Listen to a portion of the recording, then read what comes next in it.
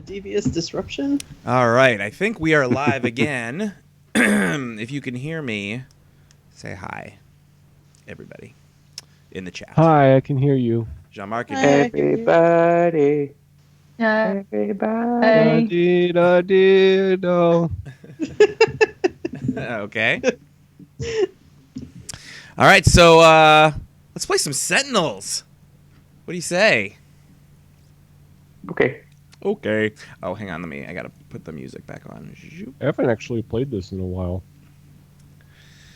Let's see. New game. Nope, not new game. Online multiplayer. All right, I am gonna be in Mystery Comics number 12. Join me, Handelab Rats.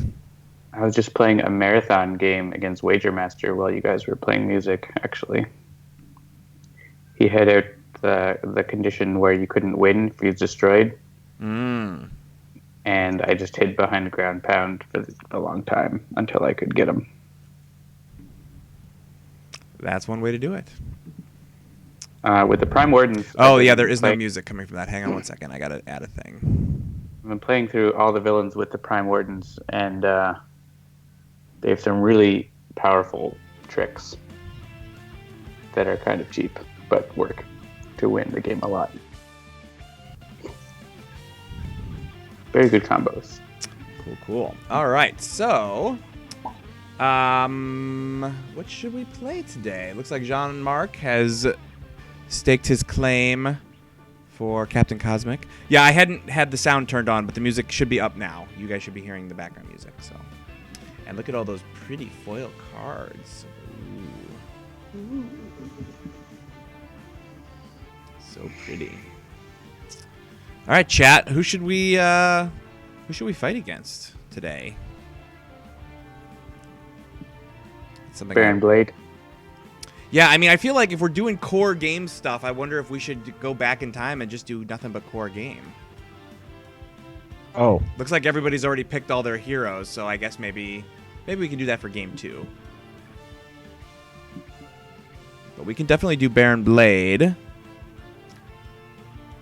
Unadvanced. Oh, of course, advanced. And let's see, environment-wise...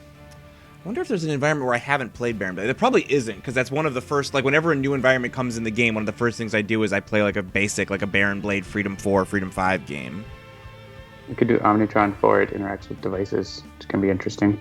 Ah, I like it. All right, so here's what we're gonna play. Yeah, so people are saying, "Oh, do the core, do the core." We'll do that. If we do a second game, we'll do core only. For a blast from the past. But we'll start here with Advanced Baron Blade versus Nightmist, Unity, Captain Cosmic, America's Newest Legacy, and the Super Scientific Tachyon at Omnitron 4.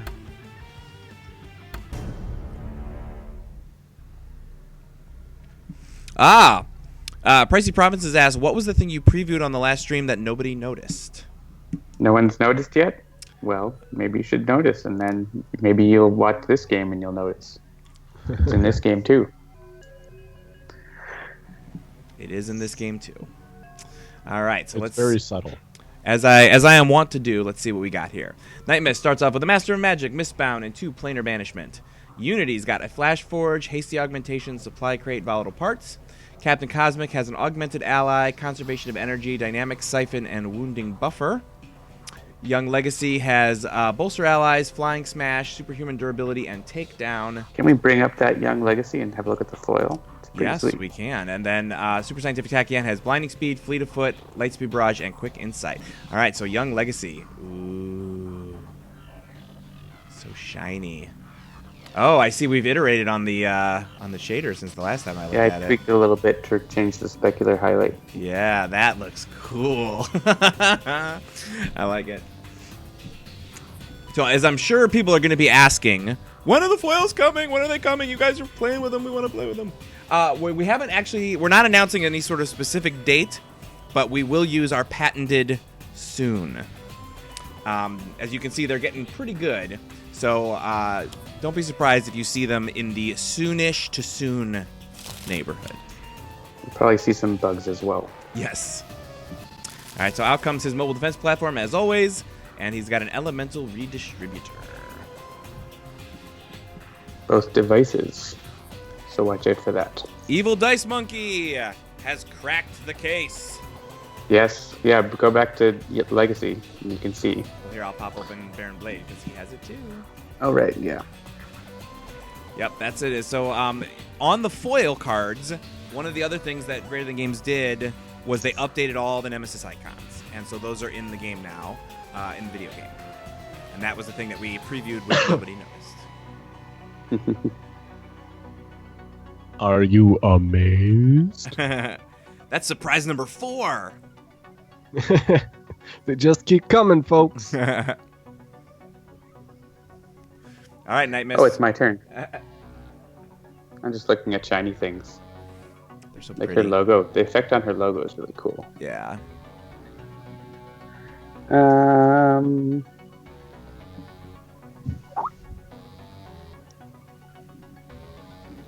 Jennifer says she's not seeing Nemesis icons on the heroes that don't have their Nemesis in the game, and that is how it's supposed to be. That is why. That is a very good point. Okay. Now I understand why I'm not seeing them. I was like, why aren't you? Well, Tachyon doesn't have it either. Because She is not the nemesis of Baron Blade. her Nemesis is correct. not in the game. Yeah. Yeah.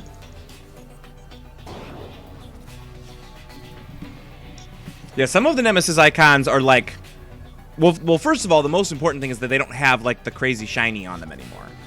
Yeah. And some of them have been like redesigned to be simpler. Some of them are almost exactly the same as they were before, but some of them have been redesigned to be a little bit simpler. So, no bots for me.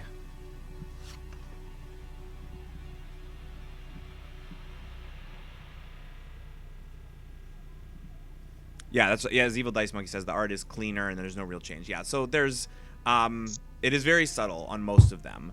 It's mostly just cleaning them up and taking off the shiny, going, they're great. Some of them because, are easy to see what they are. Like the Sentinels icon, you can actually tell what it is now. Yeah.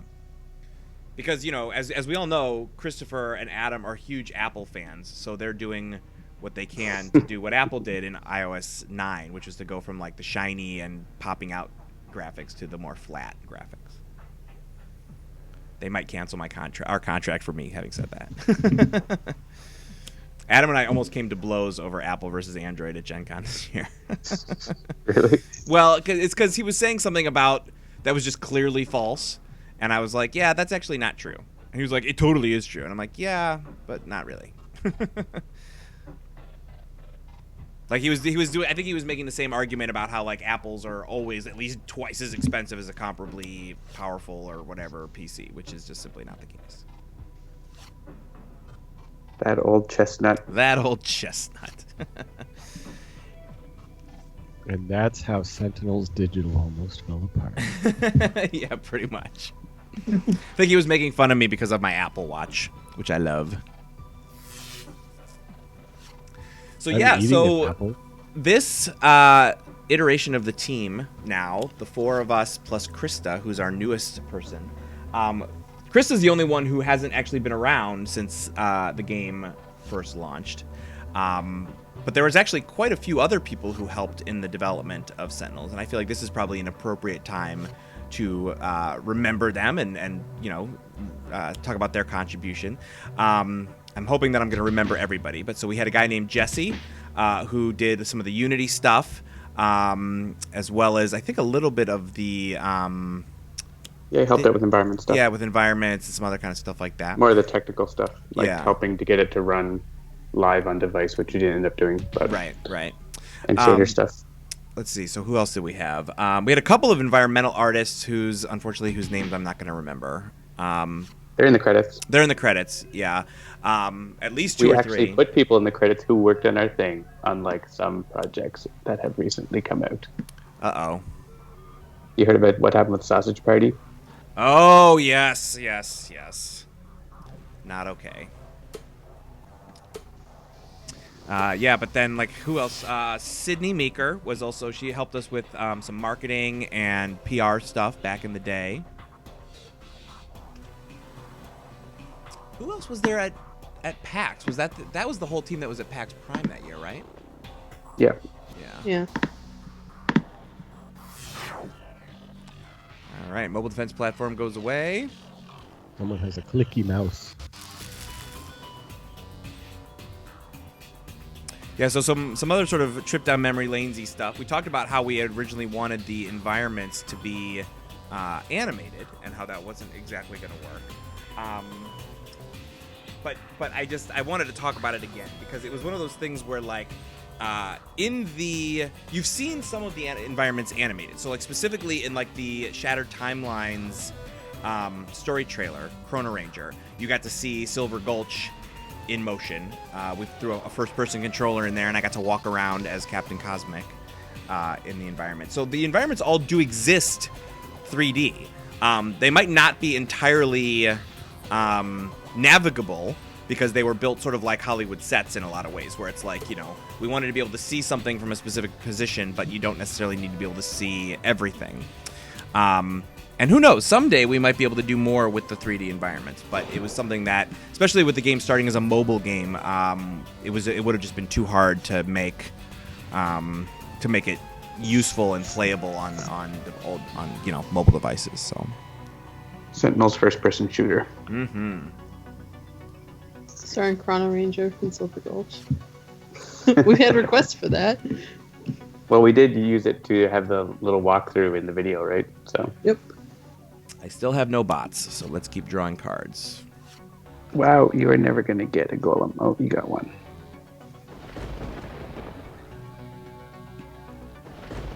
Hit Baron Blade. Oh, it won't go to Baron Blade. Well, hit the Dynamic Siphon anyway.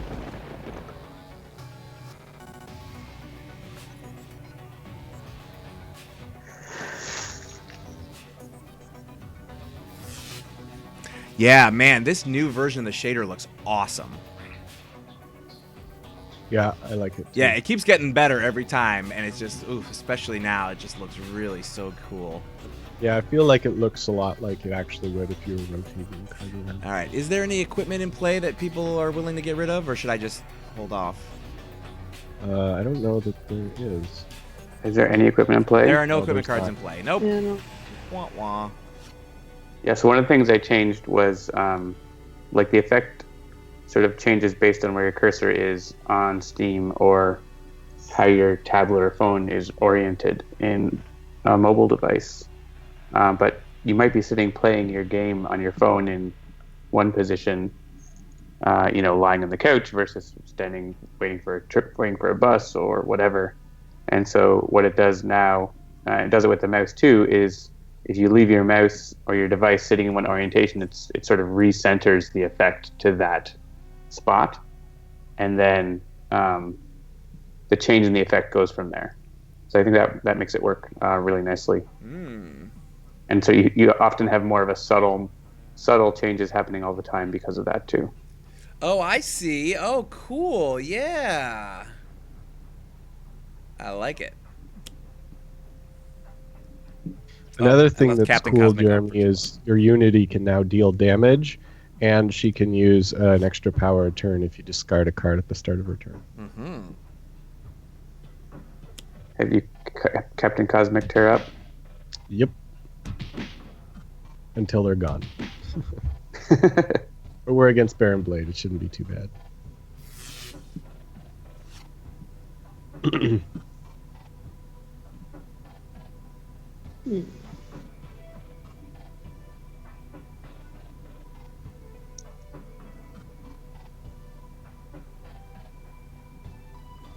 Yeah, it's really subtle, but I like how that works now, John. That's looking really cool. Yeah, it makes a huge difference on like an iPad, because I was thinking, there's sort of a default orientation where you're going to be playing most of the time, but that's not actually true. So out there in chat land, does anybody have any questions for us about, sort of the history of Sentinels or, the development of the game? I know John and I and the other team members who join us sometimes on Tuesdays, we tend to talk about that stuff anyway. But if there's anything specific that you haven't heard about or that you would like to hear about, we're happy to discuss. Does Tachyon want to discard a whole bunch of burst cards for this, or do we? We have to discard 7, so I don't know if we want to. Well, Well, she's only got 2 burst cards in her hand. I was gonna say I don't think I have 2. I mean, I'm happy to discard them. Yeah, if we leave it, that Omni Drone's going to get 5 hit points. That's the only effect at the moment. Lewd Dolphin is being cheeky. Oh, actually, since I see Lewd Dolphin, I'll go ahead and mention this. So we're streaming now, obviously, but if you guys go to sentinelsdigital.com, you can see what the streaming schedule looks like for the rest of the weekend. Lewd Dolphin is going to be streaming a couple times. Technomagus, or Magus, Sacruz, and Another Letdown are 4 of our amazing fans who are going to be helping us celebrate the anniversary this weekend. And during each of their streaming sessions, they will be giving away 1 copy of Season Pass 2. So, and it's completely up to them how they choose to give it away, but you have to watch to win.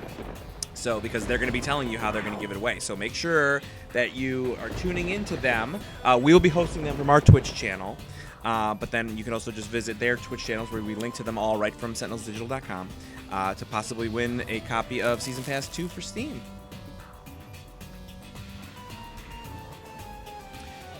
Hank Royd asks, before doing Sentinels, did you consider doing another game instead of this one?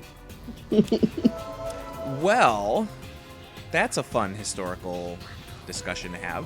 So Sentinels is actually not Handelabra's first game. It's Handelabra Games' first game, but Handelabra Studio as a company did have a game before this called Uncle Slam, which was President on President Boxing. And it was because of that game that we actually met Greater Than Games and Christopher and Adam and Paul, and had the ability to start looking into whether we could make Sentinels. And quite frankly, we actually had a bunch of ideas for games of our own. Someday we could talk about my idea called The Sickening, which is something I still want to do someday if possible. And but when we were recentering the company around trying to find a more profitable way to do things, because I don't think I'm speaking out of turn to say that Uncle Slam was not profitable. We were trying to find a good game project that we could do that would hopefully allow us to be profitable right out of the gate, as opposed to having to have a really hard high mountain to climb in terms of customer awareness and all the rest of it. And that was where we were like, what if we sort of made ourselves the best at taking board games and turning them into video games? Like, what if that's what we decided our company was going to be all about? And so that's kind of how we came across it. Yeah, and Sentinels was the game that we had the opportunity to make, mainly serendipitously because we, I guess at first serendipitously because we had a booth next to Greater Than Games and got to know them when the game first came out. But then we also made Sentinel Sidekick and showed that we were respectful of their property and were able to do a good job with it. And I think that gave them the confidence to let us take their baby and bring it to digital. Exactly. Because it is very much their baby.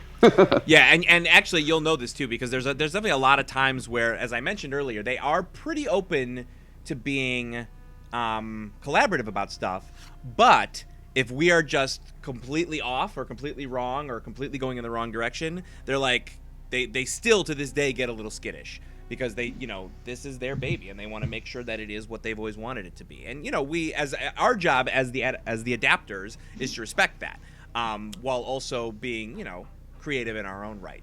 A good example of this, not to be too inside baseball about this, but a really good example of this was that during the Kickstarter, you guys might remember that we relaunched and released Omnitron U digitally. Before, it was available as a printed card, I believe.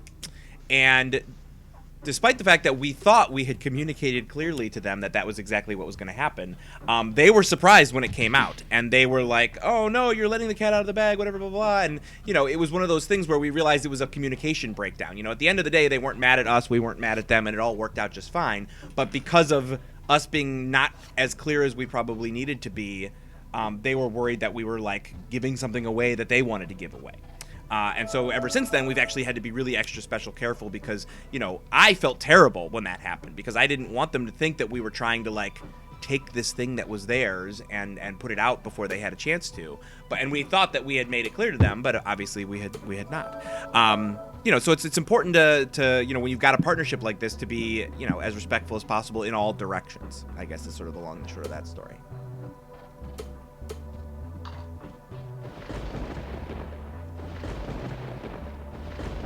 Knights of the Frozen Lance asked Jeremy, why do you dress up as Baron Blade?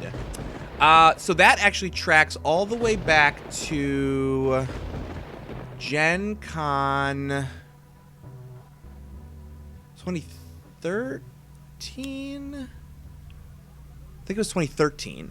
Or was it 2014? I think it was, I think it was 2014, actually. Yeah, so it would have been the year that we launched this, so 2 years back. I went to Gen Con and I was showing off a gameplay preview video that we had. And I said, after watching a bunch of cosplayers run around, I was like, you know what? I kind of want to get into this cosplay thing. So I asked Christopher, I said, if I was going to cosplay as a hero from your game, who should I be? And he was like, well, if you were going to be a hero, you could probably pull off Chrono Ranger. But why would you want to be a hero when you're clearly Baron Blade? Is what he said to me. And so I was like, oh, okay. Yeah, because you look exactly like Baron Blade. I mean, not exactly, but yes. You can get the goatee going and everything. So Evil Dice Monkey says, do you have any worries about that title being taken away by the new release of Smash Up? What title? What title? The title of being the best at making digital board games? Is that what he means? Maybe. A question for Jean-Marc and Jennifer. How tricky was Setback to code? Not too bad. I mean, I already had the tokens thing going from Cargo Warthang. So I just kind of had to apply that to a hero. And, there were a few things like deciding how many you wanted to add or remove or things like that. But, and then there were a few bugs here and there. But overall, it wasn't too bad. I think Wrong Place and Time had the most issues with it. But overall, he wasn't too complicated. I just want to remind everybody that if we don't get rid of these last 6 hit points on Baron Blade, he's going to get 15 in his trash next turn. So, just FYI. Probably should just knock him out. Yeah. The environment could destroy one of his cards, and then he would win. So. I'm giving Tachyon the power of damage. Yeah, so Sanvar says, it did turn out that you were a hero as Baron Blade becomes Luminary, at least for a bit. And that is correct. Yes, I did. I actually cosplayed as Luminary at PAX East. And I would have at Gen Con, but I had to leave early. So, yes, it was exciting to be a heroic Blade, or Ramanat for a change. Please don't put that next to me.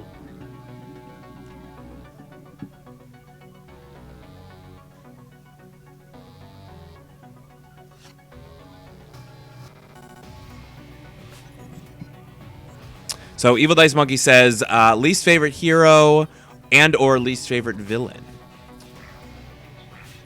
I think my least favorite hero... Wow, that's a good question, actually. Anybody else want to go? For a while it was Nightmist, but I've actually been playing Nightmist more to try and learn how to use her, and it wasn't so much least favorite as like... Actually, I guess least favorite is probably the best. Like, it was mostly just because I didn't really understand how to use her effectively. I think my least favorite to play as is probably Ra.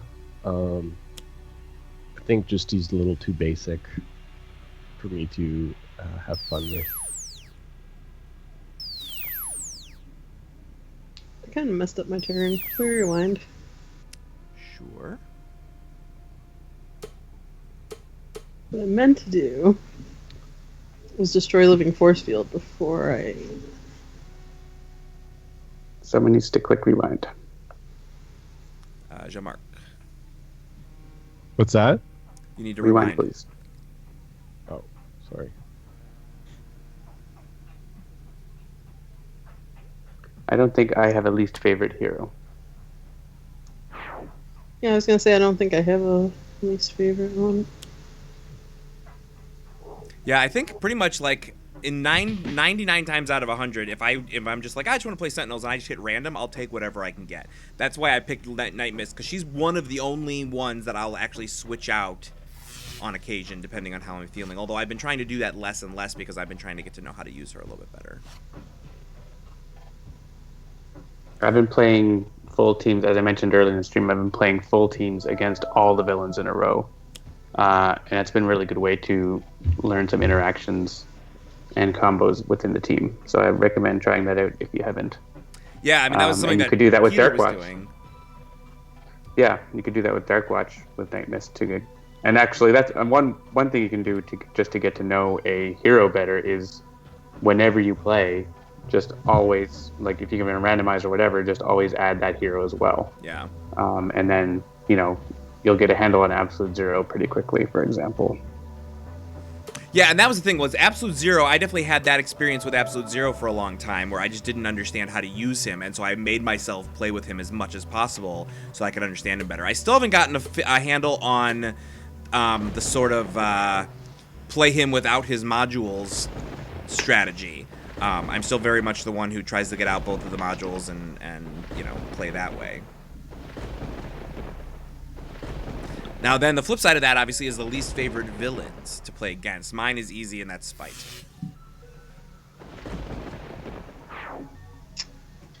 Oh, Yeah, I like yeah. the idea. Sorry, go ahead, Jim. Oh, yeah, I was gonna say Spider Chairman are always the hardest for me. Yeah, I like the idea behind Spite, like the mechanics and stuff, but when it's like on his front side, when he keeps regaining health, that gets a bit much. Krista, any thoughts on least favorite hero or least favorite villain? I'd have to probably agree with Spite, and I usually have a lot of difficulty with misinformation. Yes, misinformation can be very tricky, for sure. I will say this for Spite though, the in-game like cutouts of Spite are really cool. Yes, absolutely. Especially when he flips. Like, it's some of my favorite artwork in the game. Yeah, when challenge mode Spite comes out, then it'll be interesting to see. He's much more of a challenge there. Sonvart says, any frustration on your part or SMH moments in waiting for unlock conditions to be discovered? What is SMH? I know that I know it. Shake my head. Shake my head. Yes. Did you want more than that?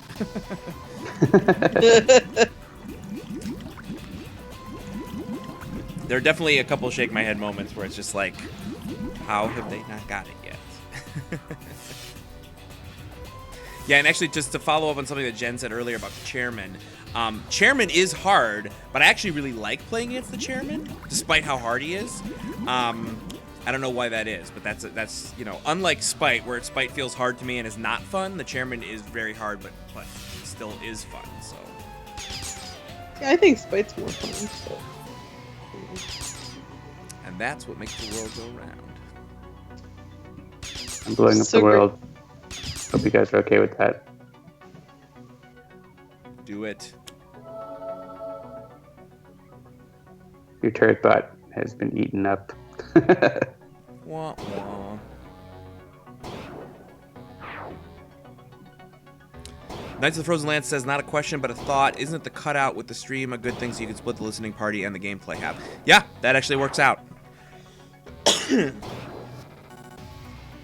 Yeah, a 3.5 hour or whatever long stream would definitely be a bit much for one YouTube video. So splitting it into two is probably a pretty good thing.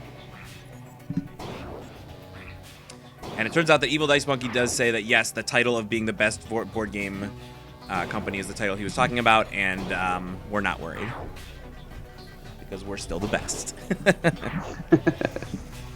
You still have Just no more ask us. golems. We keep destroying them. Same with the You could hastily augment Legacy for big damage on Baron Blade. I could. Yeah, I have, once again, no golems in play, so that seems like a good choice.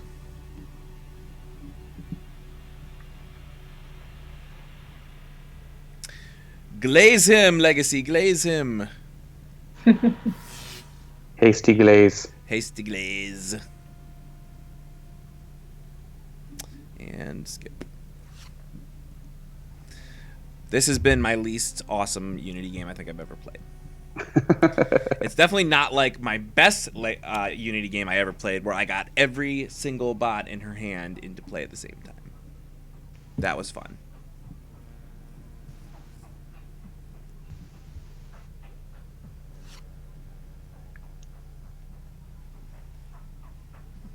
So we know, based on the poll, that Tachyon was the most requested core game hero theme. But from those of you in the chat, was that who you voted for? If you voted in the chat, and if not, who did you vote for? Because we know who the second and third choices were, and the fourth choice, but we're not going to mention it.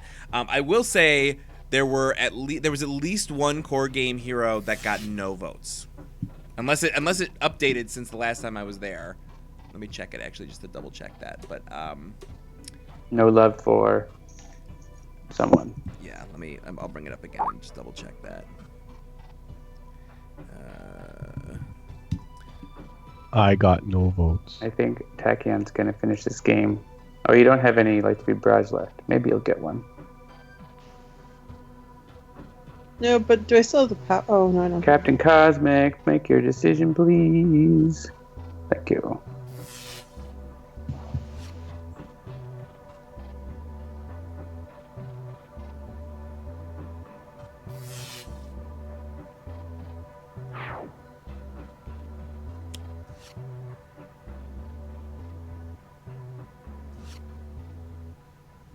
Yes, there's one core game hero who got 0 votes. Put it in the Skype chat. There were 2, but one of them did get a vote. That's who I thought it would be. Oh, interesting. Okay.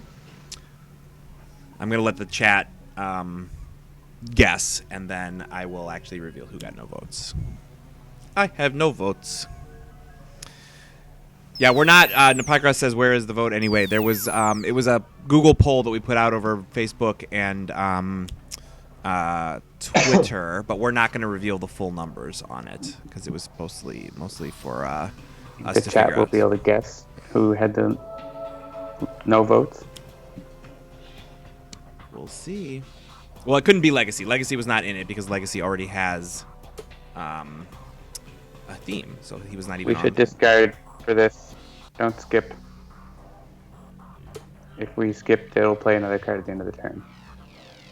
I have lots of cards. I can Actually, let discard. Tachyon go first, and you can decide how many bursts you want to get rid of. Well, I can get rid of this one. This one.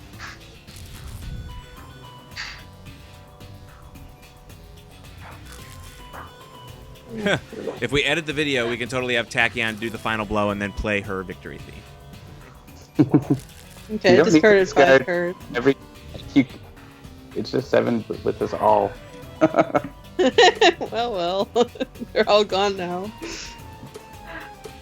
I will discard 2, and then we'll be done.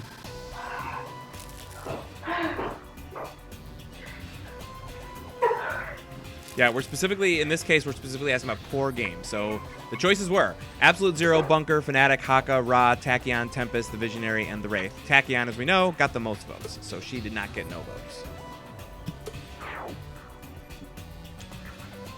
No votes was the most.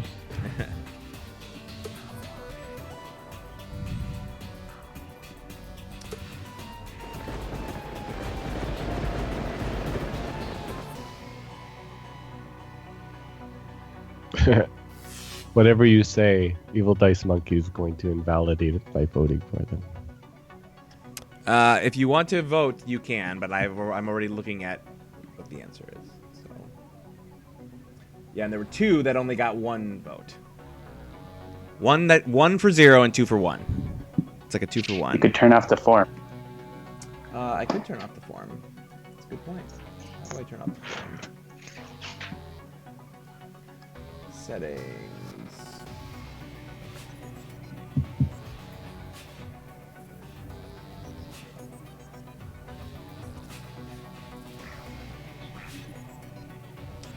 I don't know how to turn off the form. This is like there's a new Google Forms thing, and it's like they changed everything, so I'm still trying to figure out exactly how it works.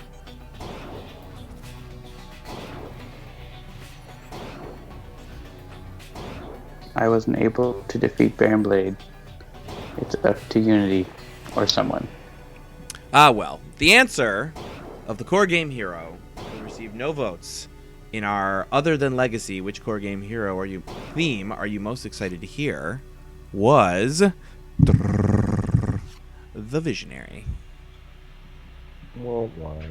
Wah, wah. She saw it coming. Yes, it's okay. She's not coming, so she's not worried. All right, I think I'm gonna hastily augment Legacy again, and we'll let Ketchup Rocket blast Baron Blade to oblivion. Or Nemesis achievement increment. Achievement progress, settle the score. 7 out of 10. Wow, wow, wow. Good times. That Visionary should be the next one we do. Ah, yes, good point. It should. We should all play as the Visionary because people request that feature that you can play as everyone can play as the same hero. All right, so if we're gonna do core game only for everything here, and I think we should play against Grand Warlord Voss because those tend to be very epic games. And Gamer Jen has already staked her claim. You knew it was going to happen. Yes, of course. And I'll take Visionary since she's got no love, but she gets love from me. And then environments, we'll let the chat pick. Are we doing Insula Primalis, Megalopolis, Ruins of Atlantis, or Wagner Mars Base? Speak now, chat. The first environment to get 3 votes after Hankroyd saying she already has the Dreamer theme. Oh, Hankroyd knows what's up.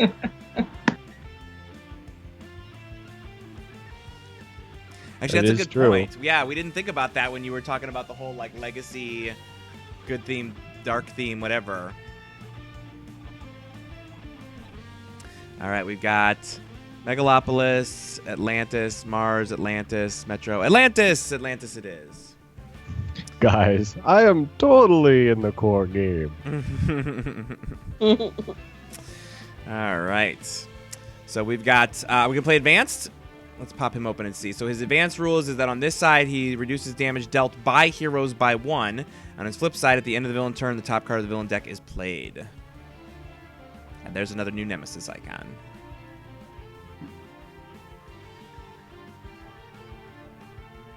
John's breaking the rules.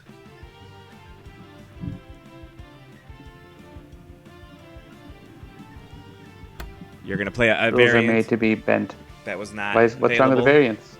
Our game did not launch with any variants, John. It's close enough. All right. Fine. It'll be regular bunker if you want. I leave it to you to decide. GI Bunker's so much more useful. He is much more useful in this, especially in this game, for sure. Ah, the puny being who escaped me on Vogneld Prime. Ready for your shackles? You shall not ruin this planet the way you did my home. Your tyranny ends here. All right. Core game, what up? Tempest starts with Chain Lightning, Cleansing Downpour, Electrical Storm, and Gene-Bound Shackles. The Visionary has got a Brain Burn, Decoy Projection, Prophetic Vision, and Psychic Maelstrom. Tachyon has Lightspeed Barrage, Nimble Strike, Research Grant, Sonic Vortex, Absolute Zero, Frostbound Drain, Isothermic Transducer, Null Point Calibration Unit, and Odd Board Module Installation. And GI Bunker has an Ammo Drop, Auxiliary Power Source, Gatling Gun, and Turret Mode. So let's see what we got here. We got a Gene-Bound Shock Infantry, Gene-Bound Guard, Bionaut, Soldier, Frosthound, Ion Lancer. All right.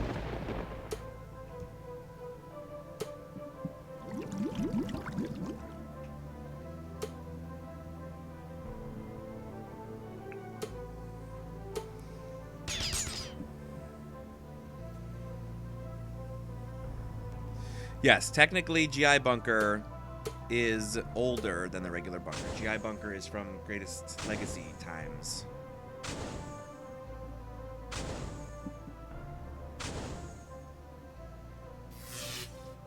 In fact, I believe that GI bunker shipped with shattered timelines? Right? I might be misremembering that. Wah wah. Did you not turn on advanced? Oh, did I not? You said you were going to, but I you didn't. didn't. Shoot. Do we want to back out and start it again? No, it's fine. All right. My bad. I popped it open in red advance and then I forgot to click the button. All right. Yeah, let's take a prophetic vision here real quick. All right. Leaking room, hallway collapse, pillars of Hercules.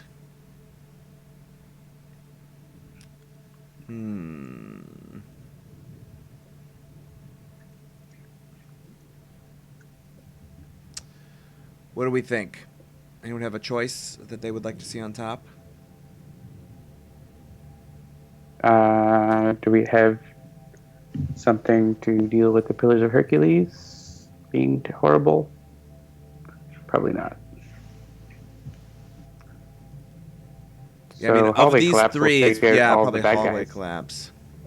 Hallway collapse will take out all the bad guys. Yeah.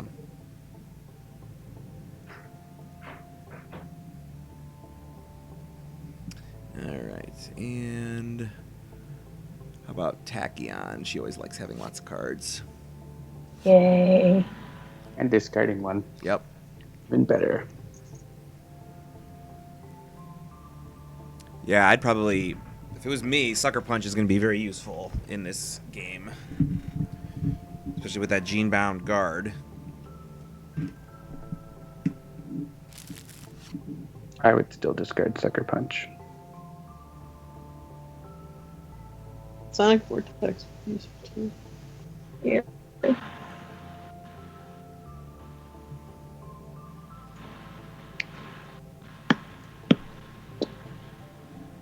And I apologize for not talking a lot, but my throat is kind of dying. Yeah, Ketchup Rocket started coughing yesterday. Unfortunately, I think she may have caught the thingy that I had a couple weeks ago. I tried not to come into the office until I was way better, but... So unfortunately, she's coughing. Can we rewind real quick to play card? Thanks. I don't know if there's a better card for you to play, unless you want to skip. Yeah, I don't really think there's any good cards for me to play right now.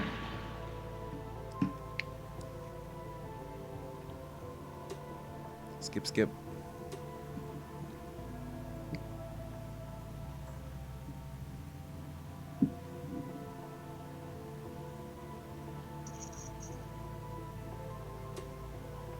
I think this is the first time we've had the new wording of Tachyon's power on the stream. Ah, let's pop that open.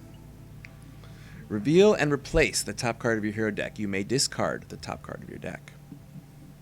This power was slightly changed in the foil edition, as well as many other cards, which will be in the next update. The main thing that this actually affects is things like Shinobi Assassin.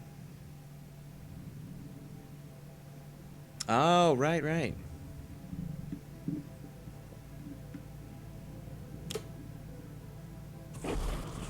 Undo.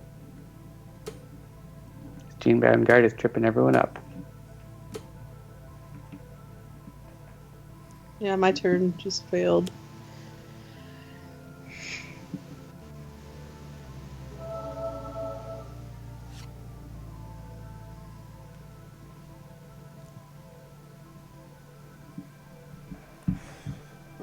Ammo drop. This is going to be a delicious ammo drop. Because all of those villain targets are going to be destroyed. Please don't press choose for me in this next decision.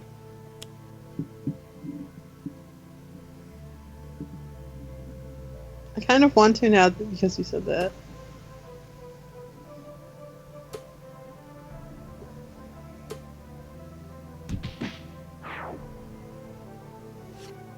Okay, now we can choose for me. Actually, you still don't want to. You want to hit all the minions first. Yeah, hit the minions first so that we can actually get some damage against Voss. So many cards for bunker.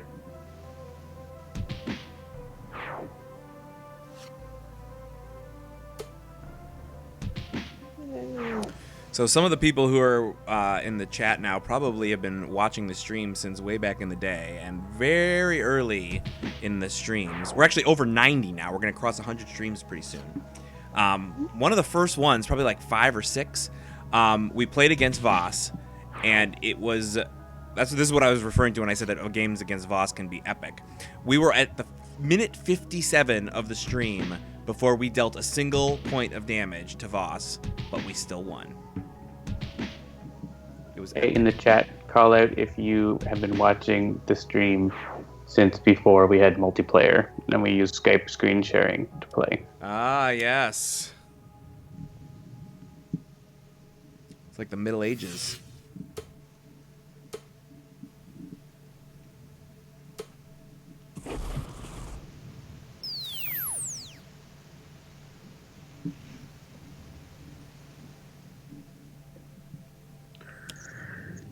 Now Tempest can bring the pain. There we go. So I can tell everybody out there in Chatland, we mentioned so the sales were all supposed to go live today, but I actually I made a mistake when I was scheduling the sale on iTunes, which is why it ended up going live a day early. So we kind of had to scramble a bit. We put Google live. Steam went live at like 1:00 p.m. Eastern time just a little bit ago, but like Amazon and Google and all them were supposed to go live today.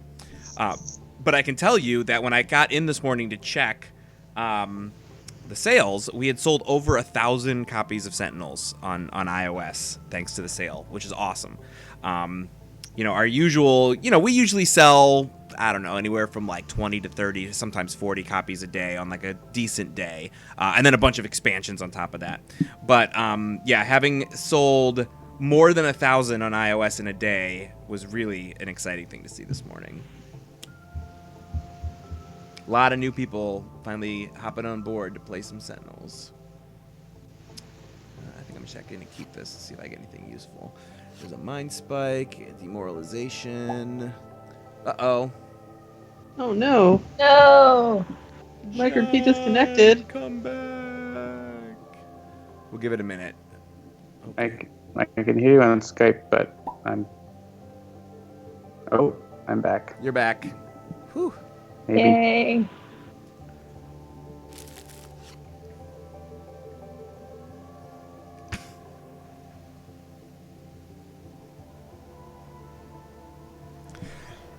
Yeah, a couple Make sure people to hang on to one of those brain burns we might. Okay, a couple of people from olden days, back in the day, playing early streams. It is fun, actually. I go back and I watch some of the early streams a bit. Not just because, there was some good strategy and some good games that we had back then, but I really like going back and looking at how different the game actually looked. When it first launched, a lot of people might not remember this. The original game, the cutouts were actually not zoomed anywhere near as high up as they are now. So it was like, oh, we lost John again. So like you would see like the whole of Baron Blade standing there, which was cool because you got to see all of Baron Blade, but it didn't really fit with what we were trying to accomplish. Like the whole idea is that you're kind of looking through a comic panel. And so, we changed the zoom level on that. The original version of the game, I think John and I were talking about this, it didn't have damage animations. It was, it didn't have, obviously there was no voting because there was no multiplayer, but it also didn't have, as many interesting ways to interact with the screen in terms of like, what am I thinking of? There were no trash icons. Yeah, like Or some no, of the UI elements were no not. trash deck. Yeah, decks and stuff, yeah.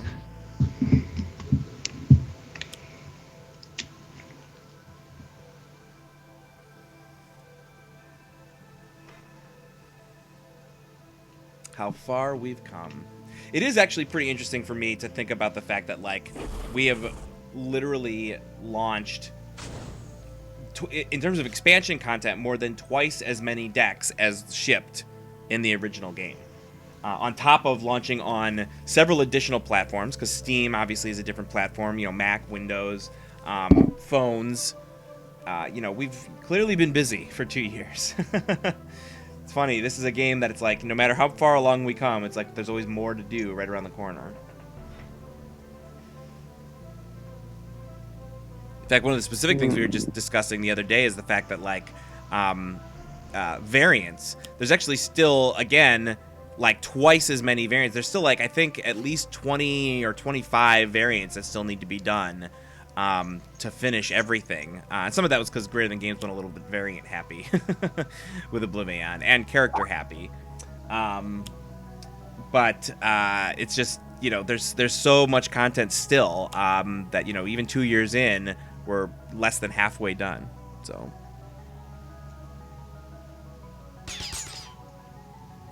Pycross says, are you ever going to come up with some kind of 12th option for selecting damage types? That lonely little square, nothing in it, so sad.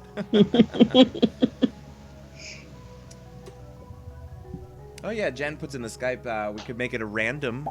Just pick one. It's a thought. Yeah, and Pycross does 2 points of sarcasm damage. We can call it Jeremy damage. So it'll be a Baron Blade icon? Yeah, exactly. You know what would be really cool, and this would be like, if we ever got to the point of like mods or something way down the line, if you could have like a damage type that's actually all damage types or something like that. Ooh. Where it's like, it would get boosted by everything that, like, let's say you've got something in play that boosts fire and cold, and it's both. So you hit it and actually boosts it twice. That would be cool. I'm awesome. I want you guys to get on that right away. Right after hot damage. Exactly. If somebody is immune to fire damage, do they get hit? Yes, because it's also cold damage and energy damage and sonic damage. Sounds potent. Yes, it does. Actually, that's what it should be. It should be irreducible. That should be the 12th damage type. Irreducible. The whole screen shakes at the animation. That'd be really cool. Double upgrade mode. Upgrade.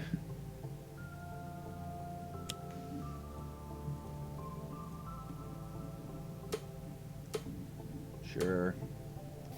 The new foils are so cool. They are so cool. Yeah, I realize that people are watching my screen, and they probably notice that like every couple minutes I'm like popping open another character card and just like swinging my mouse around and looking at it.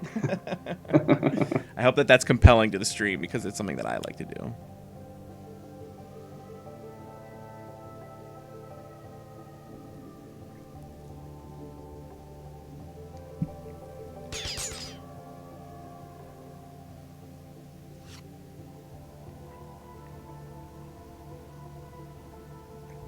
Yeah, Pricey Prophet says, I think I started watching when Rook City was just being started.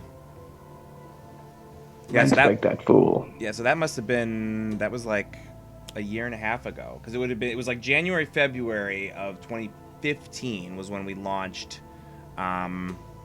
Mini Pack 1. It was very early February, and so Rook City would have been like March, April, I want to say. Existential damage. Make them doubt this whole world conquering thing will ever replace the love their parents never gave them. You see, it all started when I was 4 years old. Now, Pycross, you can ask that question to Christopher if you like, but he will probably say you have to pick one of the 11. I would think. Yeah. I think Visionary should use Visionary's power. Oh, sorry. I was trying to read the chat. Is anybody particularly digging for something? Nope. No. All right, we'll go to Tachyon then. She can always use more cards. Exactly.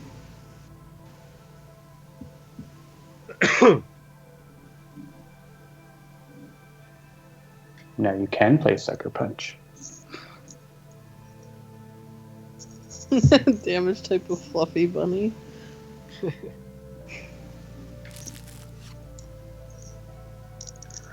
Fluffy bunny for president. Hey, I'd take it.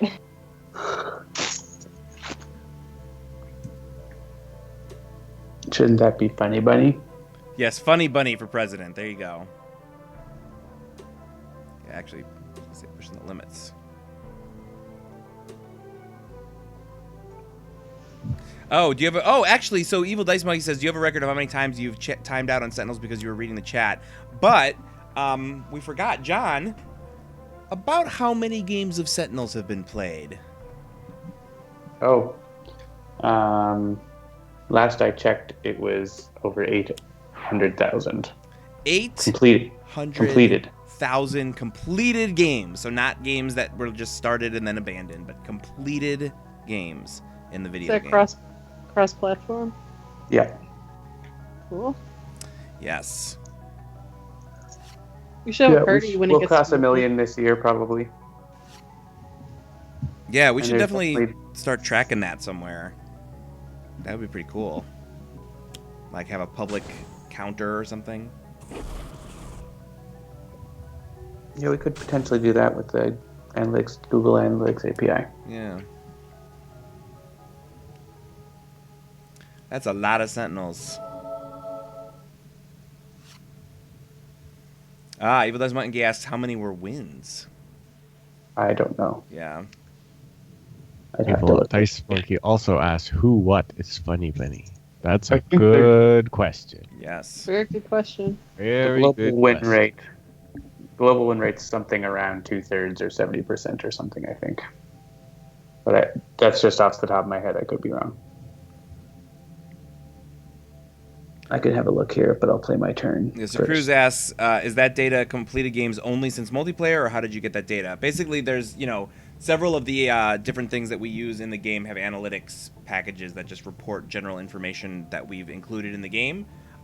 It's not any, personally identifying information or anything like that. And in fact, if it was, we wouldn't be allowed to use it. Specifically, Apple's really, really strict about that kind of thing. So it's basically just, a lot of it is mainly so that we can track things like bugs and stuff like that. So if, people are reporting that there's a lot of, oh, I'm having a problem at this part in the game, we have some analytics data that can back up, oh, there's a lot of crashes happening on this particular screen, or, that kind of stuff.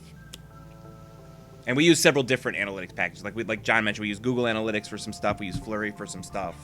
So yeah, it's useful for us to know things, to find out things like, what kind of features are people using, are people double clicking to use powers, or are they using the shortcut, or all sorts of things like that are helpful for guiding our decisions. And none of it is personally identifiable, of course. It's all just aggregate data.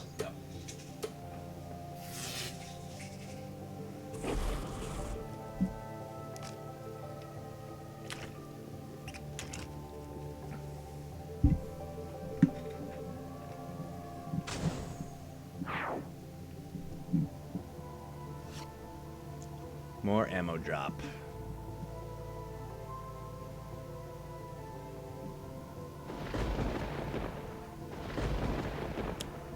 So we talked about least favorite hero and least favorite villain. Does anyone have a favorite or least favorite environment that they'd like to discuss and explain why or why not? I like the environments where the environment has its own agenda, like Silver Gulch. Yes. Where the environment is interacting with itself and doing all sorts of interesting stuff. Yeah, same here. And Tube of Anubis is neat because of the treasure cards. Yeah, that can change up how a hero plays.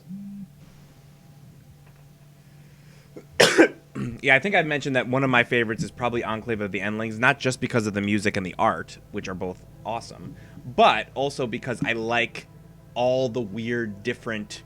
it's kind of what John's talking about. It's not really so much an agenda, but there's just so many different interesting things happening in that environment that I like. I'm just going to decoy projection again. So in the last year on iOS, 77% of games were won and 23% lost. The ones that were finished. That doesn't count games that were started and then restarted, or abandoned or whatever.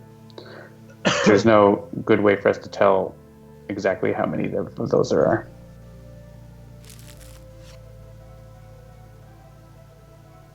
There's definitely like one thing I like, and this is something that came from analytics too, is like when I play, I never use the restart game button. We actually added that after the first version because some people requested it. Yeah. But like if I'm playing a game, I play to the end. Because in Sentinels, you can often pull out a victory from the jaws of defeat. And it's super satisfying. Yeah, and that's actually something we've come across a lot in people online. Maybe not a lot, but we've definitely had people either in the stream or on like the comments on the YouTube video saying like, I can't believe you guys kept playing. If this had happened to me, I would have quit right away. And it's like, oh no, man, like you're missing everything that Sentinels is all about if you play that way. Yeah, there's definitely people who, they'll give up at this first sort of sign of trouble, looking for an easier game, and that's, I think, you're definitely missing out if you do that. I'm definitely guilty of some of that when I play Civilization, because the thing about Civ is that like a good game of Civ is like multiple hours, and if you get an hour in and you're clearly in a place where it's like it's going to be a long slog to then lose, I will sometimes quit just because I don't want to play a 4-hour game and then, that I know I'm going to lose. If it's at all close, I'll keep playing. But I, especially lately, I've started playing Civ on like the either second highest or highest level. Not so much. I played like 1 or 2 deity games, but I mostly play on Emperor. And so it can be really easy to figure out that you're just not going to be able to win.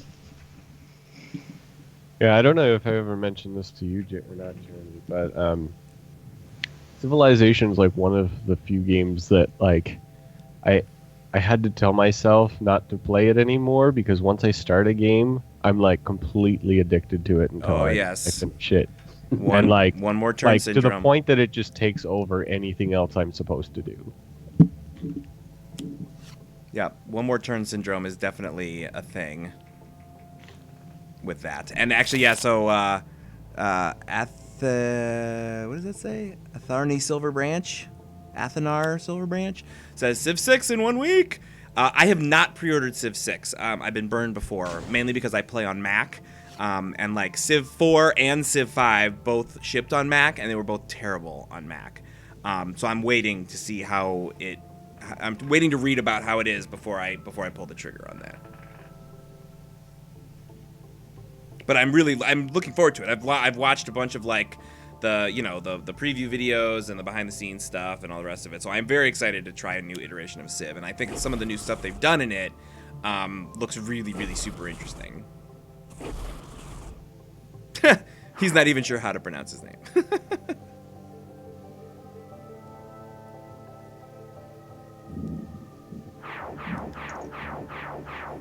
Yeah, my addiction to Civ began with Civ 3. My wife actually, this was way back when. There was an Apple store in Columbus, Ohio, but there was not yet one in Cleveland. And so for my birthday one year, my wife was like, all right, we're taking a little drive, so get comfy. And we hopped in the car and we drove 2 hours south to Columbus, and she took me to the Apple store, which I had never been to before. And this was back when like that would have been kind of a big deal. And it was a huge deal for me because I've always been a crazy Apple person. And so I bought, what did I buy? I bought Civ 3, and I think I also bought Giants Citizen Kabuto. That's a deep cut. I don't know if anybody here's played that game for my Mac. And then we ate dinner and drove home. But it was a fun birthday. And that began my lifelong addiction to Civilization. I played Civilization 1 on like a 286. That was when it started for me. Street creds. Mm-hmm. And the old manual for Civ 1, which is a microprose manual, so it was a thick manual with the entire science tree, research tree, and whatever in it and everything. It was very educational. Hey, we won. We did. Woohoo! Yeah, but no one was looking. Tempest finished off Voss. It's true. We were just kind of like chatting away about another game. It's like, Yeah, so right, that our game. Giant Citizen Kabuto was a really interesting game. It was an asymmetric real-time strategy game where there were 3 different races that were completely different. Like one was like a science fiction-y kind of like science-based race that was like spacemen. One was this like fish-based like female energy, somewhat magical race, and then the third one was just you're a giant walking around smashing stuff. And those 3 different factions would play against each other. It was ahead of its time for sure, in my opinion. All right. It is 3:04. Should we do one more, you think? I think we can do one more. All right. Against the newest villain? Sure. Yeah, we went old school, so now let's go new school. And maybe everyone pick the hero that they're least comfortable with. Oh, okay. That's a tough one.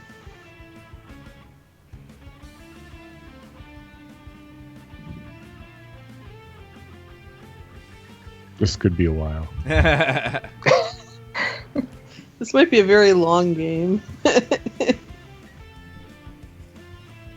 Yeah, I'm now, not sure okay, there's John, one who are you for least me. comfortable with? Well, I want to let all you guys pick one first. Okay. I probably would pick Setback, but Just add Guise in to make it extra special. I'm just gonna add Guise in, and he's gonna be sent to Guise. Oh man, he's kind of creepy in the foil version. All right, chat. We'll let the chat pick the environment, not a core game environment. So, Silver Gulch, Pike Industrial, Rook City, Realm of Discord, Tomb of Anubis, Final Wasteland, The Block, Time Cataclysm, Dock Thorath, Enclave of the Endlings, Omnitron 4, or Temple of Julon. Let's play Advanced too. Yes, let's play Advanced. Let's see what her advanced rules are. Oh, that's what I'm going to click it first. There we go. At the end of the villain turn, the player with the most cards in hand puts 1 card from their hand face down in the villain play area. And then if you flip it over, Advanced. The first time a hero card would be discarded each turn, put it face down in the villain play area instead. All right. Silver Gulch wins. Rook, Silver Gold. Oh, thank goodness. There's a 2 votes for Rook, and I was like, oh no! All right. Chokepoint versus Nightmist. Setback. Guys is doing that thing where like I won't hear you for like a minute, and then like everything you say comes out like super fast. Blah, blah, blah, blah, blah. So Chokepoint, Advance versus Nightmist, Setback, Argent, Adept, Skyscraper, and Santa Guise. Ho ho ho at Silver Gulch.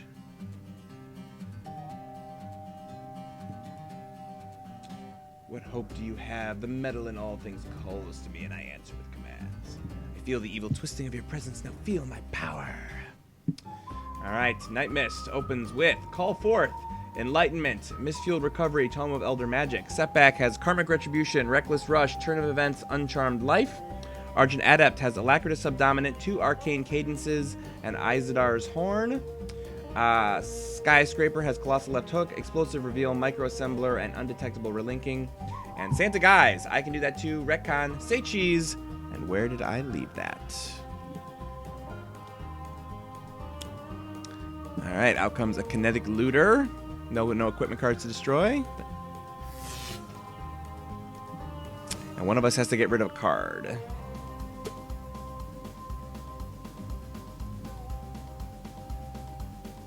Yeah, I can do that. That's fine.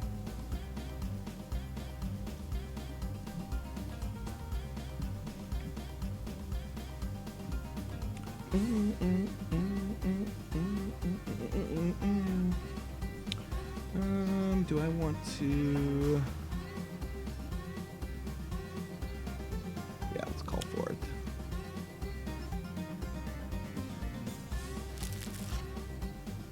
Amulet, Elder Ring, Star Shield Necklace. Good times. And I'll get a few more cards. Oblivion and Heedless Lash.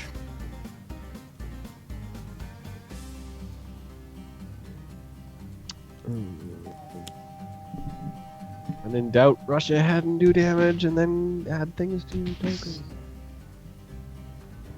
Another interesting statistic from the analytics is that 90% of completed games are not unadvanced. 10% of games are unadvanced. Actually, I should look and see how does that compare to games that were started. 11% of games were started unadvanced, but only 10% were finished. I mean, that doesn't mean only 10% of 10% the of those games are 11%. finished. Yeah.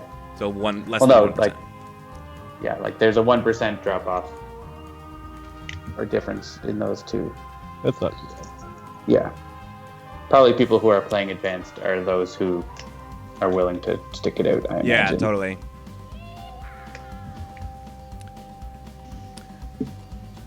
Yeah, if you're the kind who restarts when it gets difficult, there's no reason. Yeah, to so check. Krista, hand, top, bottom, trash, play. It's tricky because I always when I play this card, I'm always like, okay, hand, top, bottom, trash, play. Hand, top, bottom, trash, play. One of those things. I don't think I have ever played this character, so I was like, oh well, I guess this is the time.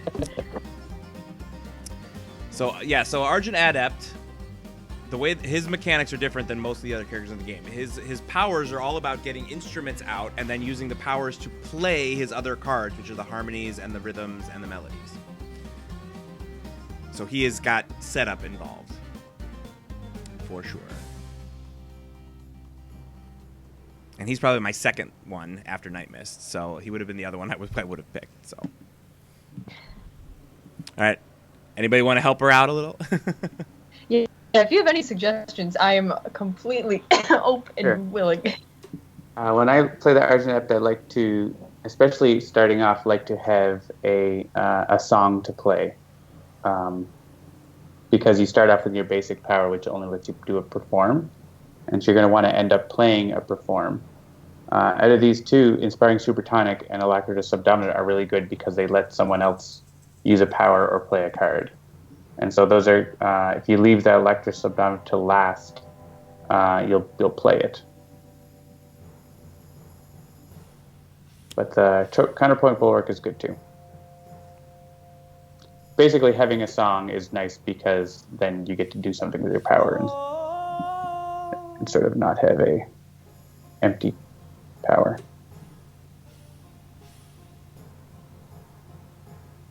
So yeah, so you're going to reduce the damage dealt to these two targets by 1 until the start of your next turn. Setback's usually a good choice. Nightmist as well.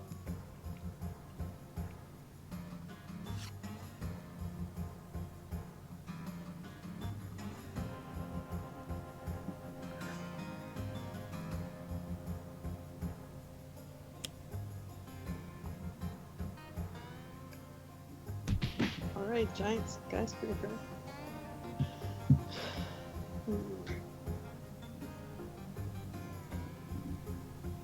Anybody like a microassembler?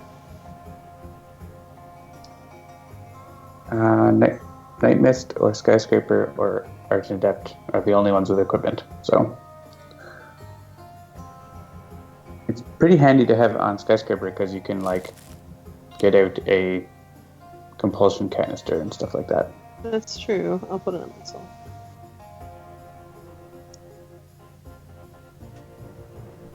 Yes, I discard Vernal Sonata. What are you going to do about it? Punch you in the face sometimes. I...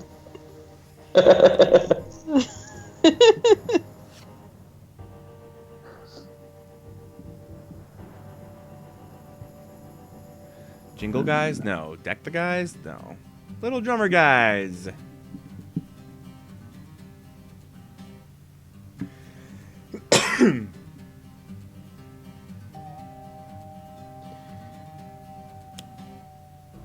Two I'm gonna months. get an unlucky token. This variant will be appropriate.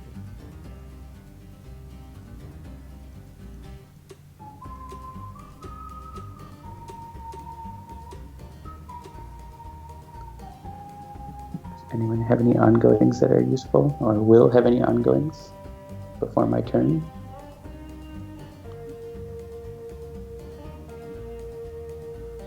I guess Setback might.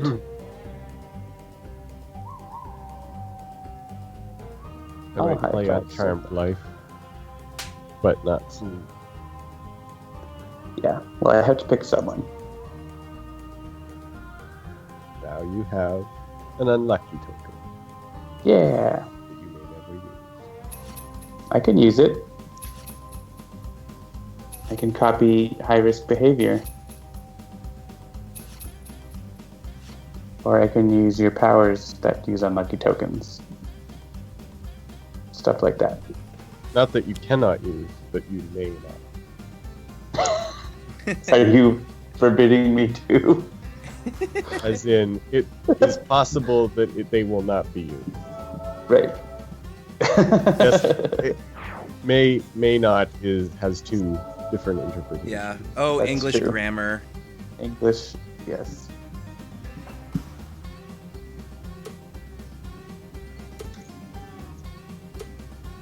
Okay. You've got damage reduction. Do I? Yep. Thanks to Krista. You've been bulwarked. Oh. I thought you meant my character did, and I was like, oh, I clearly don't know Setback well.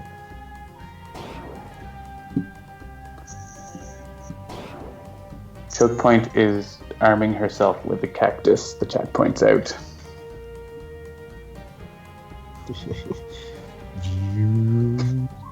She has power over metal and cacti.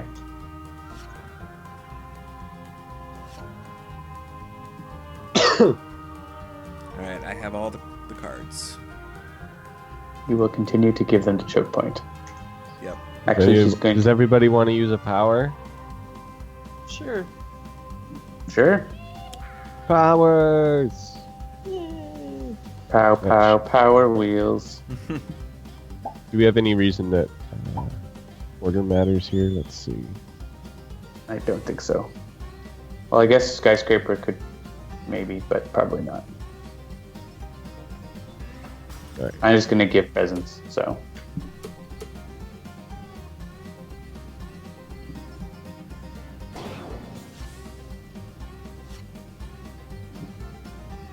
I guess Argent Adept could have gone first and given another -1 to Nightmist there.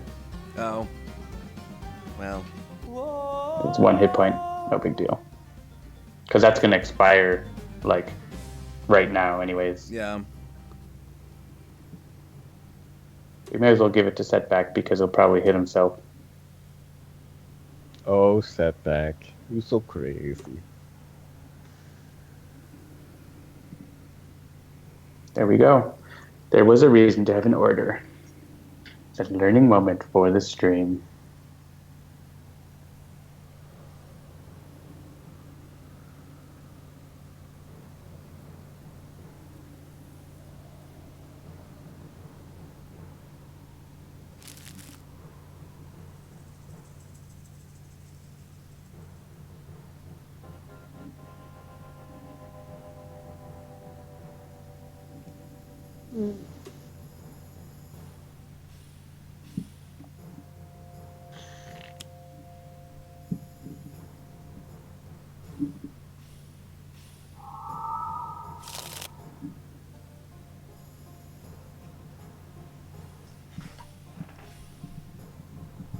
It's Giftmas time. Ho, ho, ho.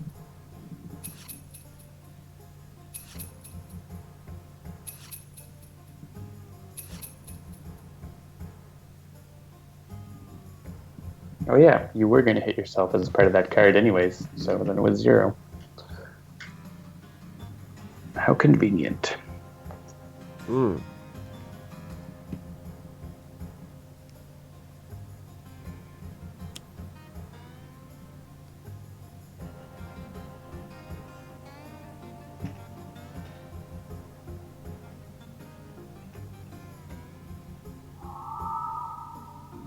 And once again, convenient.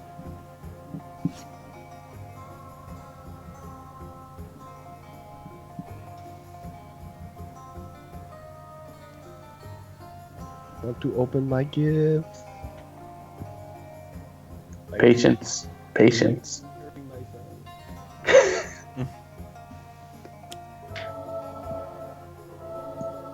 It's a good way to ruin Christmas. Here's your gift. It's Oh, yes. you punching yourself in All the right. face. Everyone, you're putting the card on top of your deck. At least Setback and Nightmist. This is going to be a present. So choose wisely.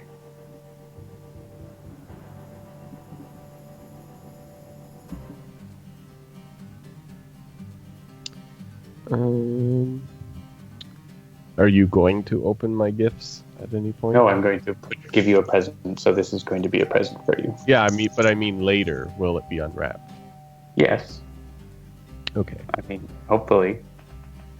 That's the idea.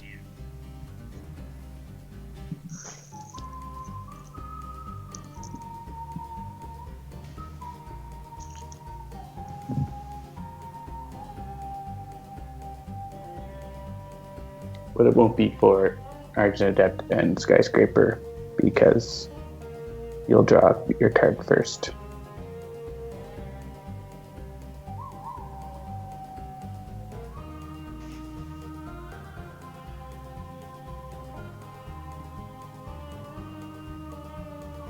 But I'll take that as a present. That's a good present.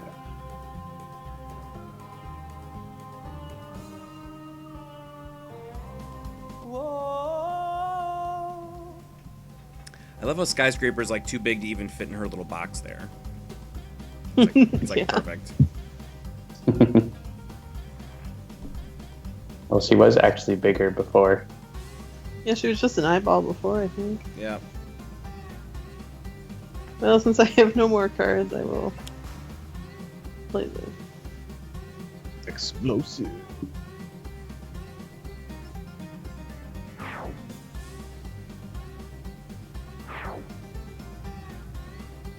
There's only one target to hit. That is a good point. Should I undo what I just did? I would. I would like to undo what I just did.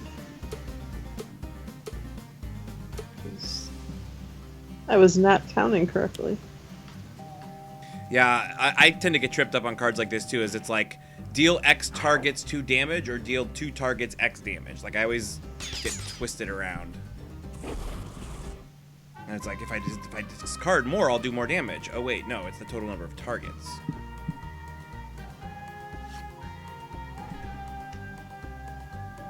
Techno Omega's ass or Mage's ass, will Extremist Skyscraper's mini portrait just be her eye? Yeah, I don't know exactly what's going to happen with that. Because obviously, yeah, the idea with Extremist Skyscraper is that her big is even bigger and her little is even tinier. So, actually, excuse me, huge and tiny, not big and little. It's like hot and cold damage. Oh, someone's getting a phone call. I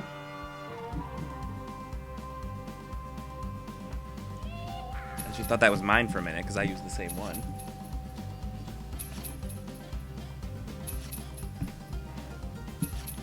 Now you can use the new one. That's right.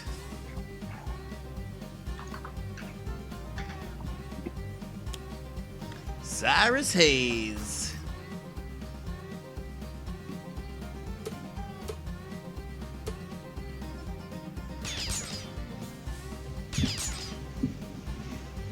Goodbye, Cyrus. You've been absorbed.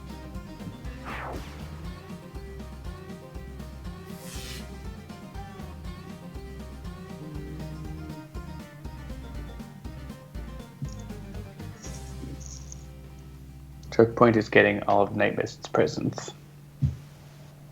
Aww. Wah, wah. All right. Chokepoint looks like she could be like Nightmist's annoying bigger sister who like steals all her stuff. Yeah, totally. They both have the glowy white eyes. Yeah. But then the Skyscraper does too. Because hers are kind of blue.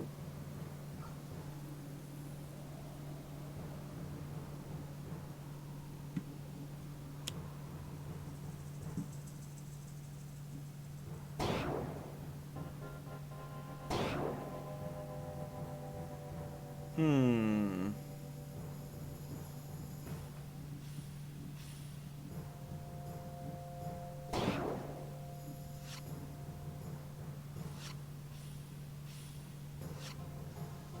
Yeah, not getting too much exciting stuff happening with Nightmist this game.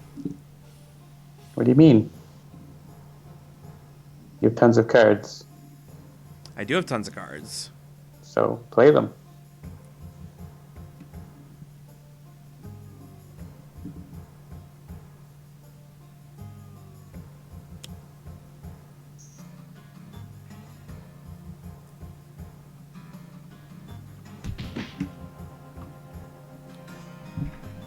Let's see what luck has in store. Oh, hey, Sanvar, are you going to be in Columbus for GDEX, aka OGDE, this year? If so, let me know via Twitter or email or something. It's in 3 weeks, 2 weeks. Would people like to discard cards to gain health?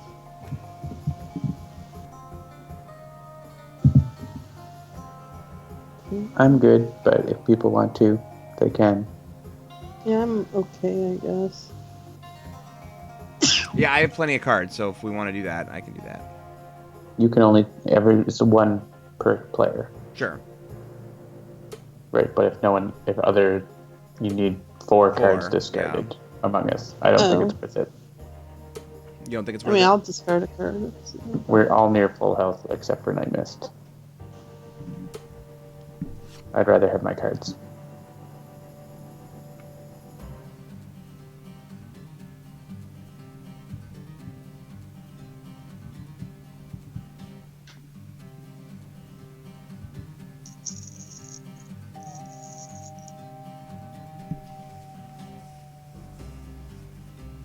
Would anybody like to use a power now with inspiring super tonic?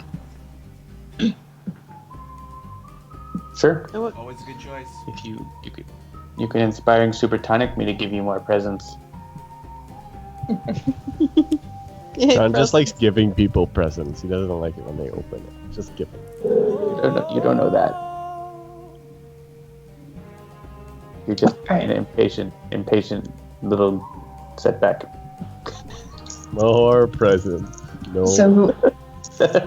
So are we giving it to Guise, or?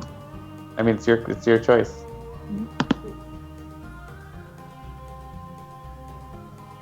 Gift miss.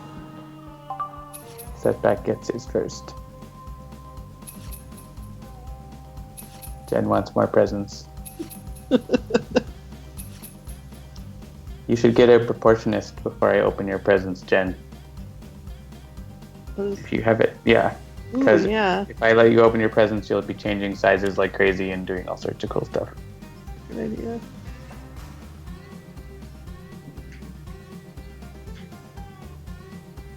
Let's see which of this covered.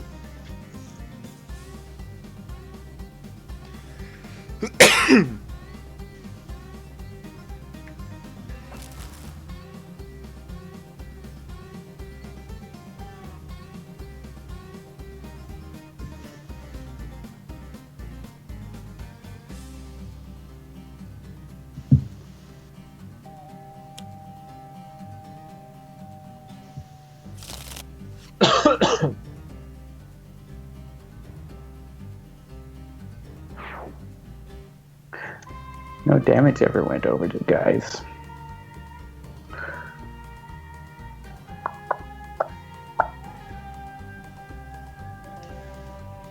So Chokepoint's definitely going to play.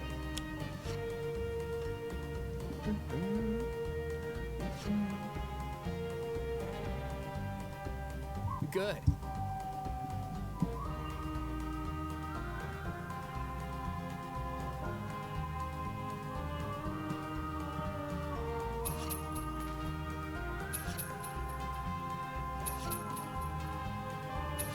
Alright, next turn, if you're good, I might let you open your presents. I hope it's not Cole.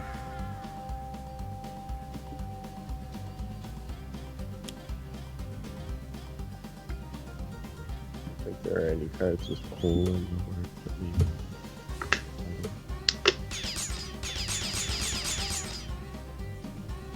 And she flips. Ah, she crazy. Possibly the second coolest flip side art behind Spite. She's got a That's very cactus cool. arm. The cactus is making that drill. There's a cactus coming out of her thumb. On my. Everyone has to put a one shot into the villain area. And then she's going to do bad things.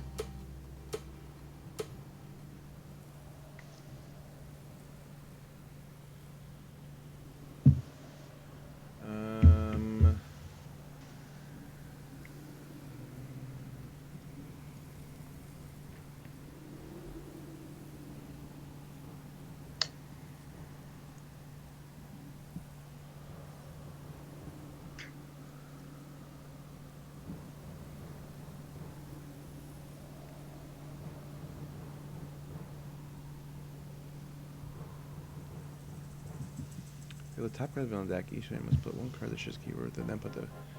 So what card did she reveal? I didn't see it. Material upheaval. Aha.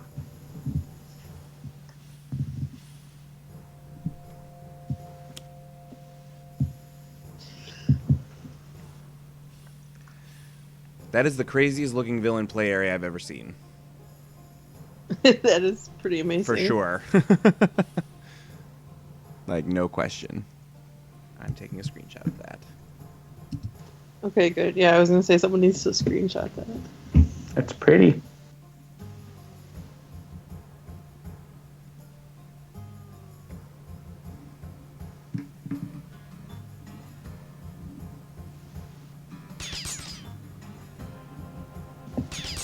Hank Royd asks, is there another hero who are able to get an unlucky pool besides Setback and Guise? Not that I'm aware of. Guise is the only hero who does the things that Guise does. Unless there's an Oblivion thing that we don't know about. As Rocket Raccoon says, ain't no one like me but me.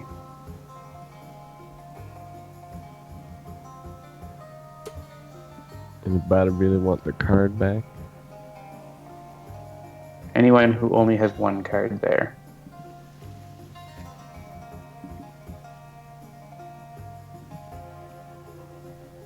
Alright, I can take that.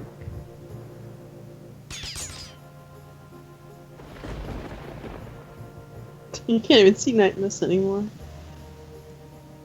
Or Chokepoint. Or yeah, that's true. Chokepoint has presence too. Well, I guess everybody is gonna have that look.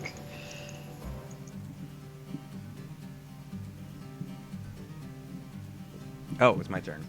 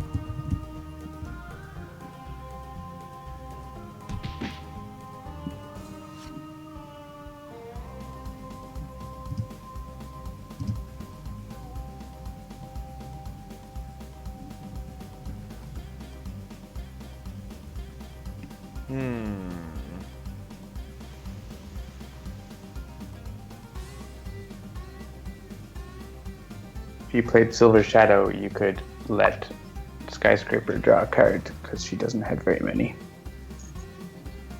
Okay. That's true.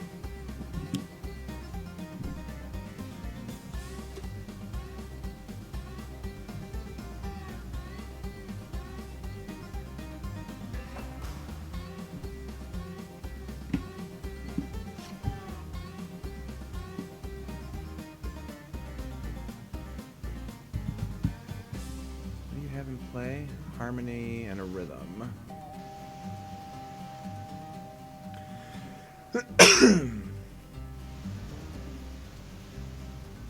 Yeah, you could play a song or draw a card. I think I'll draw a card. Sure. That instrument isn't super useful with what you have right now.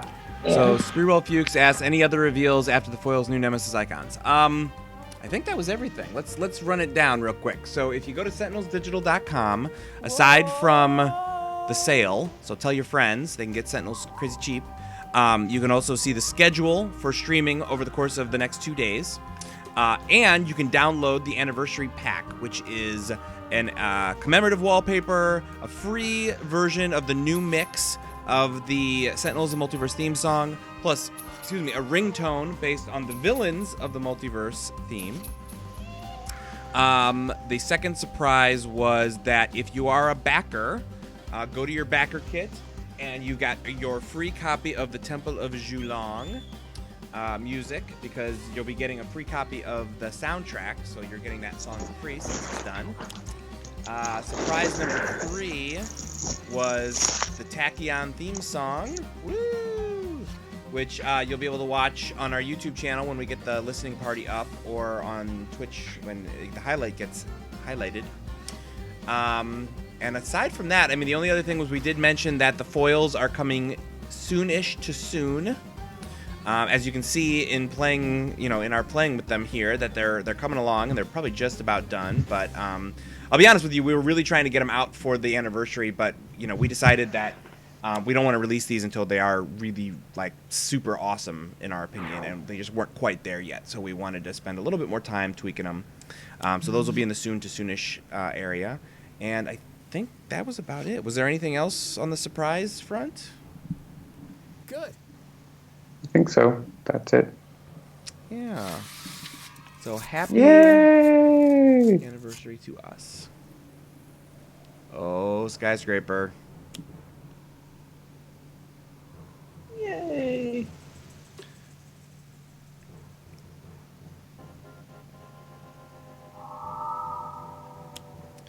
Tectonic Chokeslam.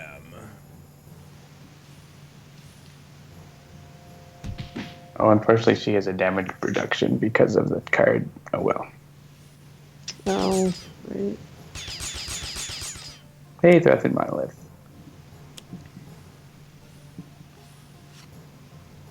So you're the monolith while you're normal size now. Oh my gosh. That's pretty great.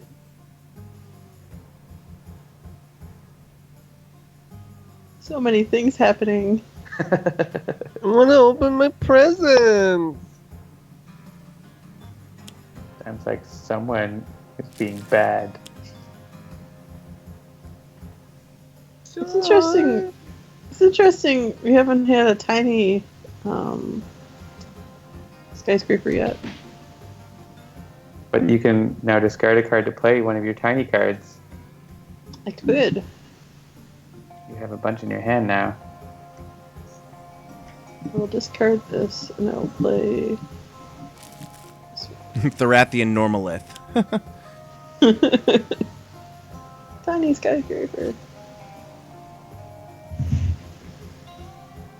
Who would like to deal damage? Someone who doesn't have a card in the area, so Setback.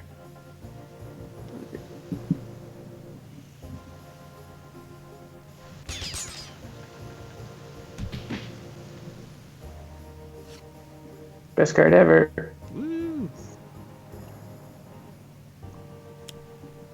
Yay.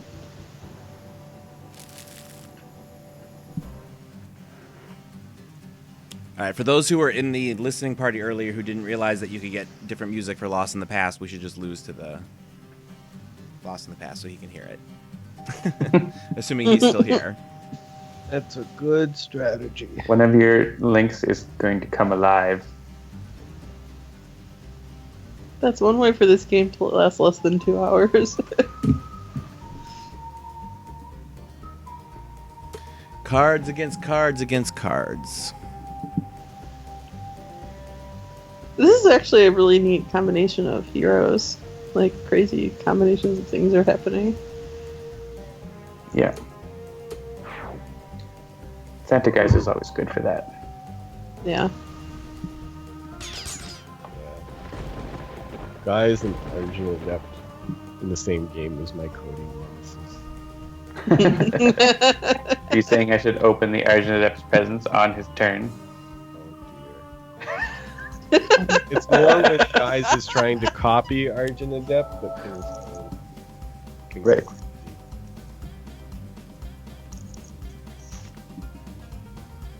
It's like, I'm letting you use a power, let me use a power, let you draw a card to play this card that draws me. Playing a power, draw a card, play a card. Draw power. Like I get these bug reports that's like, if I do this and then he does this and then I do this and it's like I can't even keep track of all that, much less fix it. So Knights of the Frozen Land says, is there a chance we get a listening party for the miscellaneous music like the special Lose music and Guise's funky theme? Those are all included in other listening parties. Like Guise's funky theme was definitely in the Wrath of the Cosmos listening party, right? Was it? I'm pretty sure it was. And the Lose music for Silver Gulch was definitely in the mini pack listening party, and obviously the Countdown Expired was today. I don't remember if we did Final Wasteland music, but we probably did.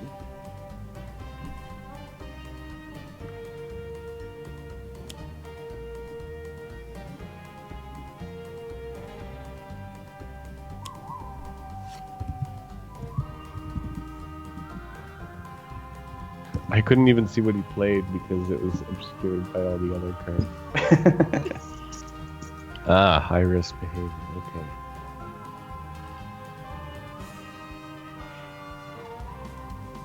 So, Mark, tell us about Guise's funky theme. How is it triggered, and why has Techno Mages never heard of it? Well, Techno Mages. On Guise's regular character card, his third incap ability says, if at the end of it, it says, if there are no environment cards in play, get up and do a funky dance. And if that condition happens to be met, as sort of the video game equivalent of that, we play some funky music for you to get up and dance to. Yeah, so the Silver Gulch Lost in the Past theme was definitely included in the mini pack party, but the Final Wasteland was not. So maybe we'll just make sure that we include that in the Rook City listening party, which is the last one we have left. Guise manages to find his way into everything.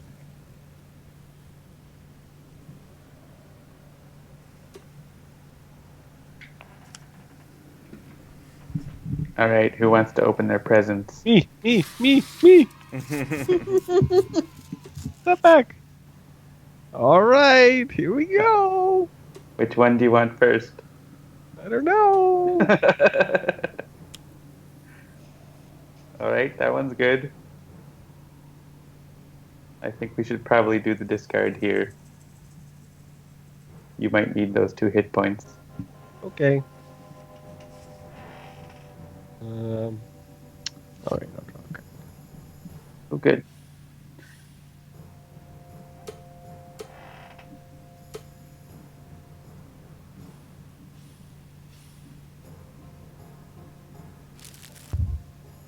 We only have to discard 4 between us. Oh yeah, mine didn't work.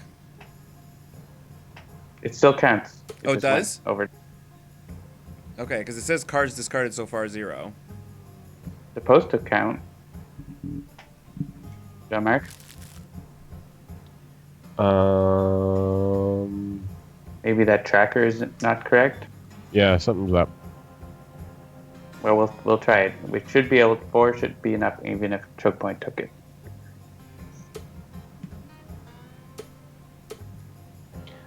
Oh yeah, that might be what's going on here.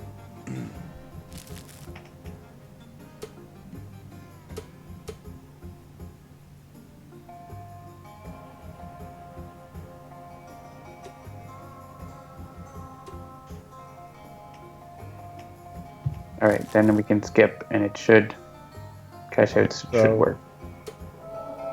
Yep. Yeah, it's just the string or whatever. I'll make a card for it. Cash out tracking does not work. Does not count properly if Chokepoint stole a card.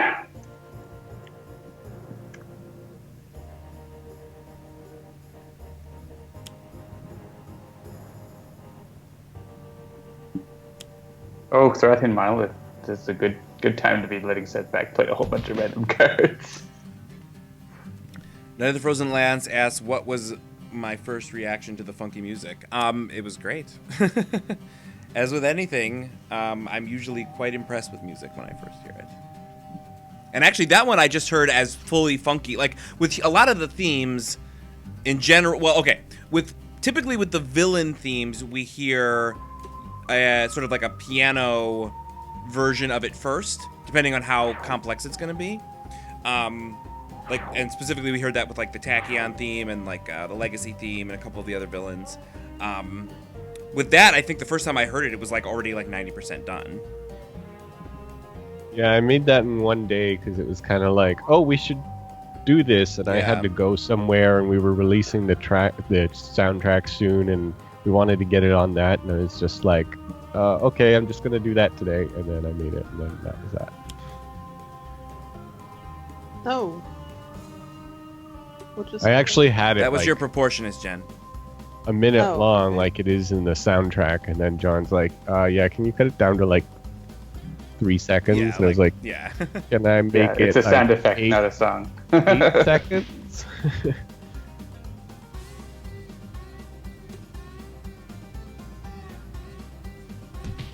Hit Setback, he's been a bad boy. Your presence didn't really work out very well. No, it could have been better. Another Christmas letdown.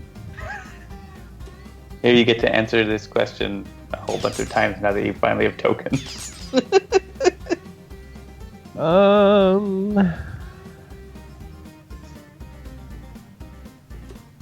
take it for your Argent Adept.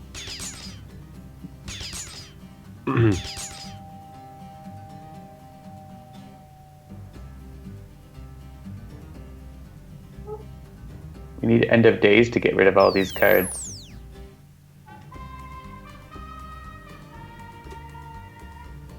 Oh yeah, that would be... I would have no problem with that.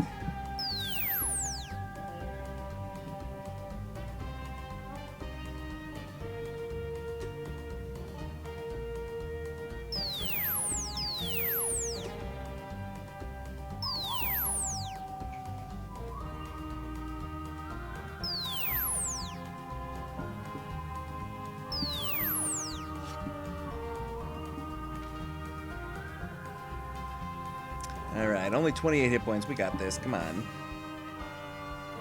Time to run the table.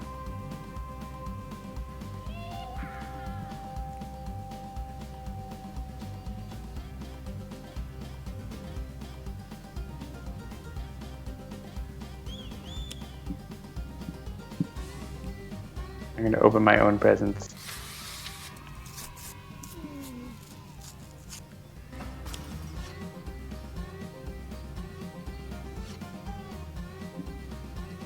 Good. Why I'll did- see you in hell? Except, wait. I'm not gonna die. Why do what? Sorry, I didn't want to talk over Guise's lines. Night of the Frozen Lands asks, why did we decide that guys should have a voice? I'll let somebody else answer that question, because I kind of know, but you guys know the lore better, so why don't you guys explain it? John or Jean-Marc, I think, both understand that.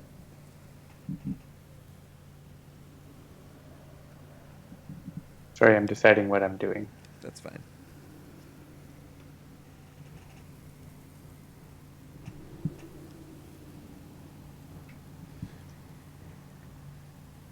Yes, there's some people pointing out that they have not heard. Ooh, ooh. They haven't heard some of the Guise stuff, and there's actually quite a bit of Guise stuff.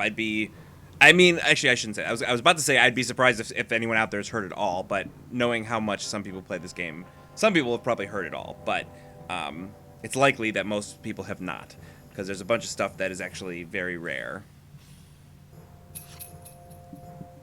More presents. I just wanted to hear the Argent Adept voice thing. Ooh. Yeah, best card ever. I was hoping for something like that. Yeah, Joe Zija, who did the voice for Guise, did an excellent job with everything. But I had a very specific thing in mind for like all the Argent Adept stuff, and so I had to like be like, try this way, and then I was like, oh well, not quite that, because I was having a hard time like describing exactly, and then I'd like You want to do get? it, but I wasn't a voice actor, so I wouldn't do it right. Do you want me to deal you for irreducible damage?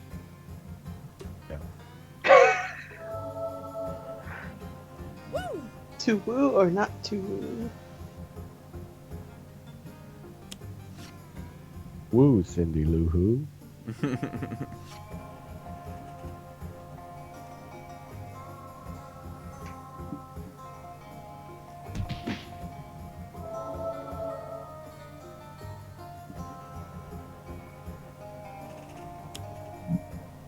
Revo Cola. Experimentally refreshing. This is the best guy's turn ever.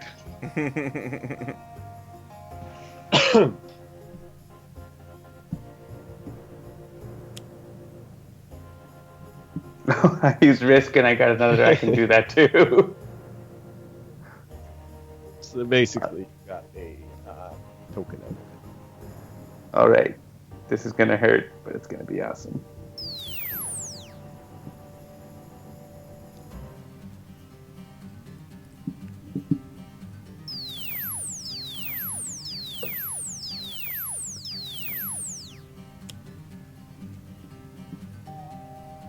If there's anyone new to Sentinels watching us right now, you probably have no idea what's going on. Yeah, this is a pretty basic game of Sentinels. Almost all of them go this way. They get more. I mean, this is pretty easy. It does get more complicated, so be careful. The test is next week, so be prepared. Yeah, exactly. I want one more unlucky token. Don't have it. I guess if we had the Scholar as a 6th hero, it would make it more interesting. Actually, I was thinking about that today when we were setting up for the anniversary. We can't hire any more people because then we won't all be able to play together when we play Sentinels on the stream. We'll have to split up into groups or something. Yeah, you have to start a new company somewhere. You can just pair them with me, and the two of us can do rock, paper, scissors as to who gets to play that turn. Nice. You guys aren't gonna get another turn, by the way. Yeah, I was gonna say, wait, what just happened to our turns?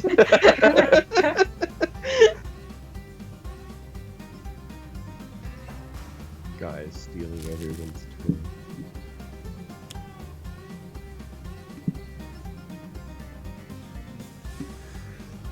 turn.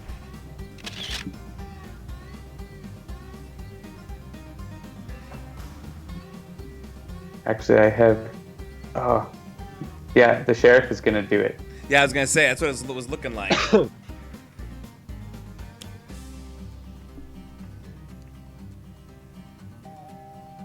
Just for fun. Shenanigans of the multiverse. And that's sent to Guise for a photo finish. Yeah, photo finish. Very nice. All right. That was an excellent game. That was a good game. I'm glad we played a third one. Cool. All right. Well, yeah. So that is, I think that's going to just about do it. Thank you, everybody, so much for joining us for our anniversary. 2 years. Actually, let's see. John was doing a couple of bits of trivia and stats. So let me just go ahead and, just for hoops and giggles, in case anyone is curious, there are currently more than 132,000 copies of Sentinels of the Multiverse, the video game, owned by people out in the world. We have sold almost, actually more than 21,000 season pass ones. So, you know, basically 1 out of every 6 people who plays Sentinels, who own Sentinels, also has the season pass, which is a pretty darn good attach rate for a game like this. You know, a lot of games like, you know, they aim for an attach rate of like 5% or 10%. So 1 out of every 20 or 10 people buys expansions. And with us, 1 out of 6 people have bought every expansion that we have, which is awesome. As John said, there's been more than 800,000 games played to completion in the video game up to this point, and that if things continue apace, we'll probably cross 1 million at some point this year. I'm not allowed to specifically say different platform numbers, but I can tell you that the most players in the world are on Steam, even not counting the bundles, which we participated in 1 bundle, which was a lot of people. But even without that, Steam is still number 1 with a bullet. After that is iOS, followed up by Google, and then Amazon bringing up the you know, way back. One thing that was very interesting was when we launched Sentinels on phones, Google started to pull almost even in terms of daily sales, which makes sense, because if you think about it, you know, on the iOS world, it's fairly typical for someone to have both a phone and a tablet, whereas on the Android side, it's a lot of people who want a tablet really just have a big phone. There aren't as many people with like a small phone and a big tablet. So once we supported phones, that became much more of a thing. So, all right. Any other anniversary follow-ups you guys wanted to mention?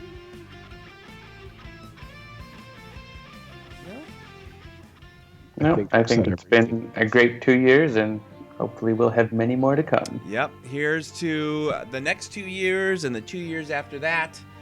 Make sure you're tuning in all weekend to our other awesome people who are going to be streaming for us and with us. Check out our Twitter and our Facebook. We'll be tweeting and sending you to their channels whenever they're live. It's basically going to be most of the day tomorrow and Sunday. I don't think there's anybody else streaming for us today. And yeah, I think that's about it. What I'm going to do now at the end of this stream, for those of you who might not have joined us right up front, is I'm going to play, just because that's the kind of guy that I am, I'm going to play the Tachyon theme one more time, because I know you guys loved it so much. And then after that, I'm going to close out with our retro video, our retrospective video that Krista put together for us. And then we'll just sign off after that. So thanks, everybody, for joining us. We'll see you on Tuesday night for another episode of Sentinels Live. And we'll see you next year, same time, for our 3rd anniversary party. Woo! Woo! All right. Do a funky dance. Do a funky dance. All right. Bye, everybody. Thanks.